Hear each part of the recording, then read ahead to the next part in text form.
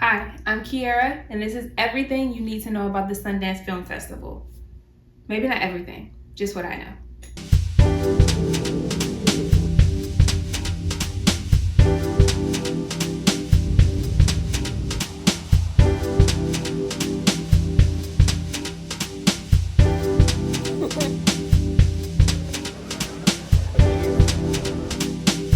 The Sundance Film Festival was an awesome experience, and I would definitely go back, and I'm not even into movies like that. But the stories were so good.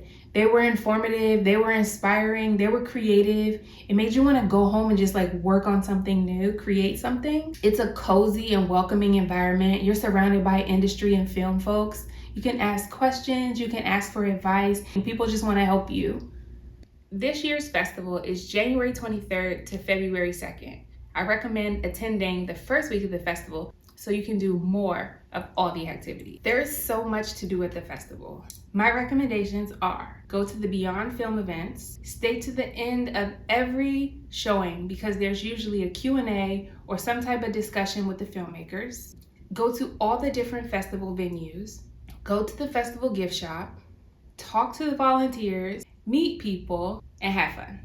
Sundance isn't a cheap trip, but it doesn't have to be super expensive either. I was definitely a budget traveler. I stayed about 15 minutes away from the main street in Kimball Junction, which I would definitely recommend. I made sure that my hotel had continental breakfast. I didn't eat on Main Street. I ate in Kimball Junction, but they have plenty of restaurants.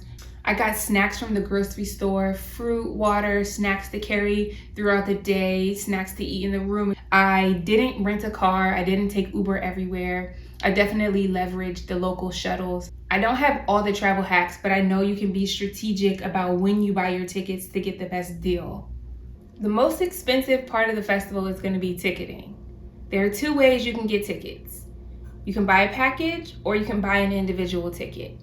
At this point, I think most packages have sold out, but if you want to go to the next festival, packages typically cost $900 or less, and what you're mostly paying for is early access to ticket selection.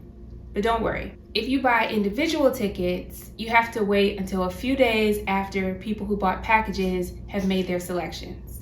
And then individual ticket sales are opened up to the public. You go into the app, you find the movie that you want, and you purchase your ticket.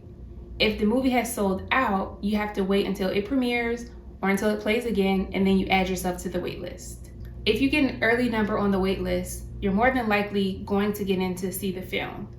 If you have a large group, you may not be sitting together and you may not be in the same place in line, but if your number is lower than 50, there's a high chance that you're gonna get in to see the film. There's plenty of food to eat in Park City. I ate most of my meals in Kimball Junction, which was walking distance from my hotel.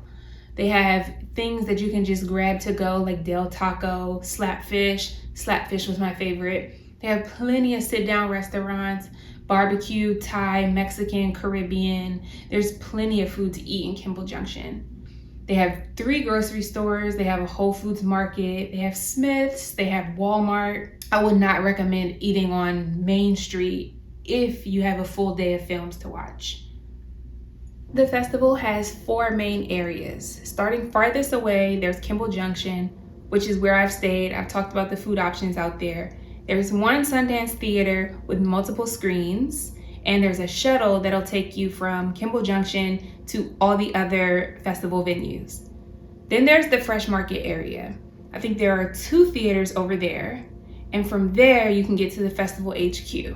Then there's the Main Street area, which is where there's the famous Egyptian theater, festival events, and all the pop-up venues and the sponsored events. And of course, you can get shuttles from there to all the other venues. Getting around Park City is relatively easy. Just take the shuttles. They travel throughout all the festival venues. They run every 10 to 15 minutes. They're clean, they're electric, and they can accommodate a lot of people at once. So I wouldn't worry about renting a car or even getting an Uber. The only Uber that I needed was on my way flying home. I had a super early flight and I had to get from Park City to Salt Lake City, and that shuttle wasn't running yet. So that was the only time that I used an Uber while I was there. If you have the opportunity to go to Salt Lake City, I definitely recommend it. When I took my trip, I flew into Salt Lake City and I spent like a full 24 hours there. So when I arrived, I checked into my hotel and then I did all my sightseeing. I saw the basketball stadium, the museums, I rode the local train. I tried one of their famous burger spots. I'll have to put it here to show exactly which restaurant it was. And then that evening, I saw my first Sundance Film Festival film, which was Love Lies Bleeding. So Sundance has a whole section of the festival in Salt Lake City if you can't make it to Park City. The films I saw when I was there, Seeking Mavis Beacon, which was alternative style of filmmaking. It was really cool. It was about the typing software with the black lady on the cover, kind of the backstory about the lady. I saw Suho. I saw Desire Lines. It was about the trans community, very informative. I saw Love Me. That was one of the Kristen Stewart movies, Kristen Stewart and Steven Yeun. I saw A Good One, which was really good. It was a father-daughter kind of drama, hiking in the woods.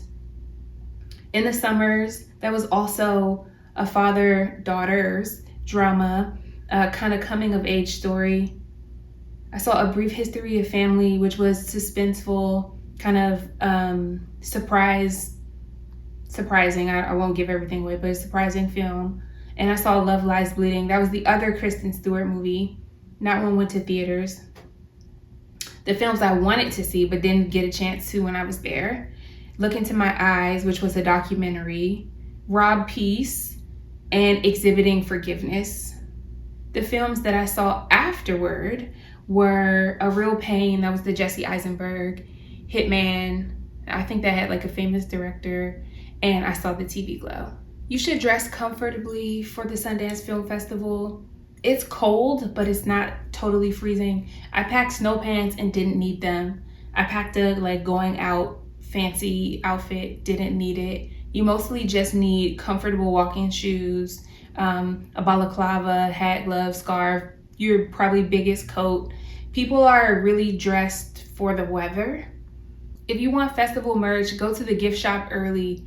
As the festival winds down, so does the inventory. I think there are 2 festival stores, at least when I went. There was one on Main Street and then there was one at the festival HQ. Go and talk to the volunteers. All the small goods will be gone at the end. I hope this video helps you plan your trip to Utah or gets you excited about your upcoming trip if you have already got it planned. If you want to know more about my experience, please leave a comment down below. I'd be happy to talk. Or if you just want to talk about films, let me know. I'm happy to talk about that too. Thanks for watching.